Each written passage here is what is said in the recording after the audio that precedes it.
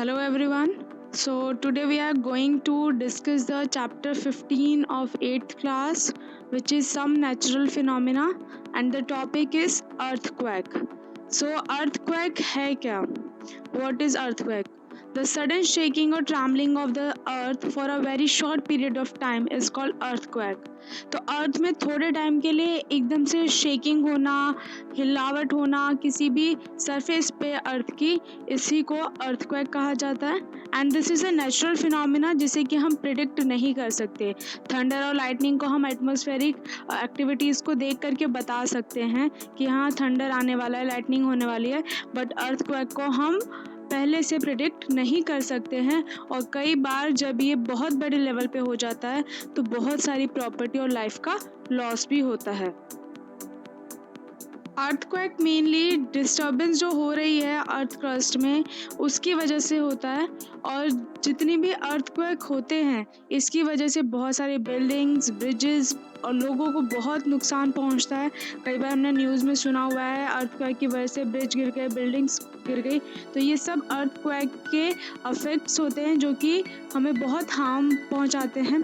इसके साथ अर्थक्वेक की वजह से कई बार फ्लड्स, लैंडस्लाइड, सुनामीज भी आ जाती हैं, और जिसकी वजह से बहुत सारा लाइफ और प्रॉपर्टी का लॉस होता है। मेनली अगर हम बात करें अर्थक्वेक किसकी वजह से होता है, तो हम सभी को पता है अर्थ एक पीस में नहीं है। अर्थ की आउटर मोस्ट लेयर बहुत सारे पीसेस से बनी हुई है, जिसे कि फ्रेगमेंटेड पीसेस बोल सकते हैं हम, और हर फ्रेगमेंट को प्लेट कहा जाता है, और ये प्लेट्स हमेशा मोशन में रहती हैं। तो अगर गलती से किसी एक प्लेट की मोशन फास्ट हो गई और एक की स्लो, तो वो एक दूसरे के ऊपर ब्रश पास्ट हो जाएंगी। इट मीन्स कि ओवरलैप हो जाएंगी, एक प्लेट नीचे चली जाएगी और एक प्लेट ऊपर आ जाएगी, और इसी कोलिजन की वजह से क्या होता है, अर्थक्वेक आता है। ये जो डिस्टर्बेंस होती है उसकी वजह से। अगर हम कुछ मेजर कॉजेज़ की बात करें अर्थक्वेक की, तो वो है वोल्केनो इरप्शन। जब कहीं पे वोल्केनो इरप्शन होगा तो भी अर्थक्वेक आने के चांसेस हैं। जब कोई मिट्योर हिट करेगा स्काई से आकर के, स्पेस से आकर के, तो भी चांसेस हैं अर्थक्वेक के। या फिर कोई न्यूक्लियर एक्सप्लोजन किया जा रहा है अंडरग्राउंड, जिसमें कि हम बहुत सारी माइनिंग एक्टिविटीज़ करते हैं, तो उसकी वजह से भी अर्थक्वेक आने के चांसेस होते हैं। बट मोस्टली चांसेस जो होते हैं वो अर्थ की प्लेट की जो मूवमेंट हो रही है उसी की वजह से होते हैं, और अगर वो मूवमेंट डिस्टर्ब हो जाती है तो अर्थक्वेक आ जाता है। There is a diagram which is showing the different layers of earth. Crust is the outermost layer, mantle, outer core and inner core. ये सारी लेयर्स हैं, अगर इनमें डिस्टर्बेंस होगी तभी अर्थक्वेक आता है। अगर हम सीस्मिक और फॉल्ट जोन्स की बात करें, व्हाट आर सीस्मिक और fault zones of the earth. As we all know, हर एक चीज़ की बाउंड्रीज जो होती हैं वो वीक जोन्स होती हैं। ऐसे ही अर्थ की भी जो बाउंड्रीज हैं, अर्थ की प्लेट्स की जो बाउंड्रीज हैं वो वीक जोन्स हैं, जहाँ पे अर्थक्वेक आने के चांसेस सबसे ज़्यादा हैं, और इन वीक जोन्स को सीस्मिक या फिर फॉल्ट जोन्स कहा जाता है। If you are talking about India में सबसे ज़्यादा अर्थक्वेक आने के जो चांसेस हैं वो Kashmir, western and central Himalayas, north east का पूरा एरिया, रन ऑफ कच्छ जो कि गुजरात के एरिया में आता है, राजस्थान, इंडो गैंगेटिक प्लेन, और साउथ इंडिया के भी कुछ पोर्शंस है जो इस डेंजर जोन में आते हैं, सीस्मिक और फॉल्ट जोन्स कहे जाते हैं। If you are talking about Richter scale, हमने कई बार न्यूज़ में सुना है, बोला जाता है on a scale of 6.7 earthquake occurs, 6.7 के स्केल पे अर्थक्वेक आया। रिचर स्केल एक ऐसा स्केल है जो हमें ये बताता है कि अर्थक्वेक की पावर कितनी थी, कितनी स्ट्रेंथ के साथ अर्थक्वेक आया था। और यहाँ पर हमें लिखा हुआ है कि अगर रिचर स्केल पे 7 आ गया है मैग्नीट्यूड, तो वो बहुत ही डिस्ट्रक्टिव अर्थक्वेक हो सकता है। रिचर स्केल क्या हुआ, एक ऐसा स्केल जो कि हमें ये बताता है कि अर्थक्वेक कितनी पावर का आया था। And seismograph is a instrument which is used to record the waves of tremors. Seismograph वो इंस्ट्रूमेंट है जो कि रिकॉर्ड करेगा जब अर्थक्वेक आएगा, तो अर्थ की प्लेट्स मूव करेंगे, अभी हमने बात किया था, तो मूव करेंगे तो वेव की फॉर्म में आएंगे, एक लीनियर फॉर्म में नहीं आएगा, वेव्स बनेंगे, अप एंड डाउन सरफेस होगा अर्थ पे। तो उसको रिचर स्केल बताता है कि कितना मैग्नीट्यूड है। और रिचर स्केल जो है वो यूज़ कहाँ होता है, सीस्मोग्राफ में यूज़ किया जाता है। सीस्मोग्राफ इंस्ट्रूमेंट है और रिचर स्केल उसका एक मेजरिंग स्केल है जो उसको मेजर करता है उसके मैग्नीट्यूड को, अर्थक्वेक के कि कितना मैग्नीट्यूड है। जैसे हम सब अपने घरों में जो स्केल यूज़ करते हैं वो एक लीनियर स्केल है, उस पर इंचेस सेंटीमीटर लिखा रहता है। इसी तरीके से रिचर स्केल सीस्मोग्राफ पे होता है और ये बताता है कि अर्थक्वेक कितने मैग्नीट्यूड का आया है। रिचर स्केल बाकी स्केल्स की तरह एक लीनियर स्केल नहीं है।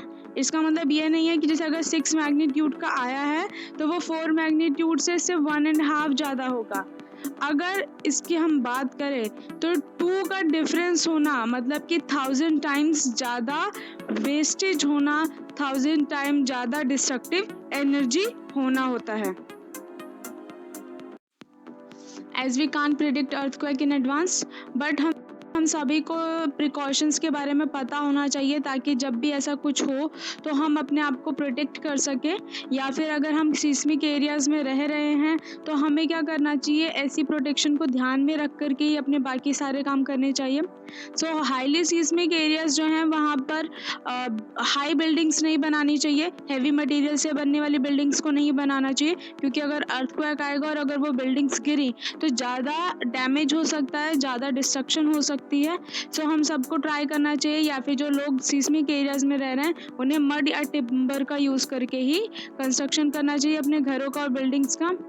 जो हमारे घरों में कप बोर्ड्स या शेल्फ्स होती हैं, अलमीराज होती हैं, उसको वॉल्स में फिक्स करवाना ज़्यादा बेटर है, सो डैट अगर अर्थक्वेक आएगा तो उनके गिरने के चांसेस कम होंगे।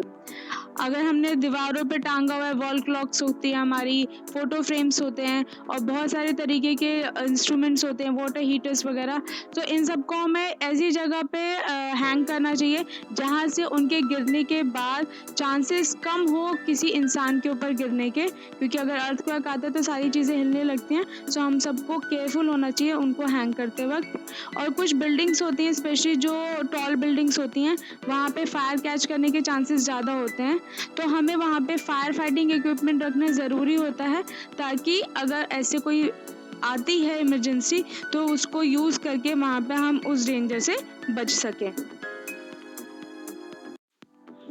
सो अगर अर्थक्वेक आ गया है तब हमें क्या करना चाहिए, कैसे खुद को प्रोटेक्ट करना चाहिए, क्योंकि इससे पहले जो हमने पढ़ा वो ये था कि अगर अर्थक्वेक नहीं आया है तो आपको अपने आप को और अपने आसपास की जगह को कैसे रखना चाहिए। बट अब यहाँ पे हम पढ़ेंगे कि अगर अर्थक्वेक आ गया है तब क्या करना चाहिए। सो अगर आप घर पर हैं तो किसी भी टेबल या ऐसी सरफेस जहाँ पे कि नीचे शेल्टर लिया जा सके और ऊपर से उसके गिरने के चांसेस कम हो, वहाँ पे हमें शेल्टर लेना चाहिए, वहाँ पे उसके नीचे बैठ जाना चाहिए हमें। और जब तक शेकिंग स्टॉप ना हो, जब तक अर्थक्वेक ख़त्म ना हो, तब तक हमें उसके बाहर नहीं निकलना चाहिए। जितने भी टॉल या हैवी ऑब्जेक्ट्स हैं जिसके गिरने के चांसेस हैं उनसे दूर रहना चाहिए। जैसे अगर हम बात करें, घर में बहुत सारी ऐसी जगह होती है जहाँ पे जैसे अलमीरा रखा हुआ है या कोई बड़े बड़े फ्रेम्स रखे हुए हैं या ऊपर हैंगिंग लैम्प्स हैं, उन सब से हमें दूर रहना चाहिए। अगर हम बेड पर हैं तो हमें वहाँ से उतर के कहीं और जाने की ज़रूरत नहीं है, हम वहीं पर अपने पिल्लो से अपने हेड को कवर करके बैठ सकते हैं। अगर हम घर के बाहर हैं तब क्या करना चाहिए, तो किसी भी बिल्डिंग, टॉल ट्रीज या फिर पावर लाइंस जो होती हैं उनसे दूर हट जाना चाहिए और एक क्लियर स्पॉट पे हमें चले जाना चाहिए। अगर कार या बस में है तो उससे बाहर नहीं निकलना चाहिए हमें, और ड्राइवर से बोलना चाहिए कि वो धीरे धीरे ड्राइव करके एक क्लियर स्पॉट पे ले जाए जहाँ पे कि कोई बिल्डिंग्स ना हो, कोई ट्रीज़ ना हो, टॉल ट्रीज़, और किसी भी तरीके का खतरा ना हो। और फिर जब तक ट्रेमर्स या जब तक शेकिंग स्टॉप ना हो जाए तब तक हमें उससे बाहर नहीं निकलना चाहिए। Thank you for watching. Please like, share and subscribe the channel, and don't forget to press the bell icon. Give your feedback in comment section.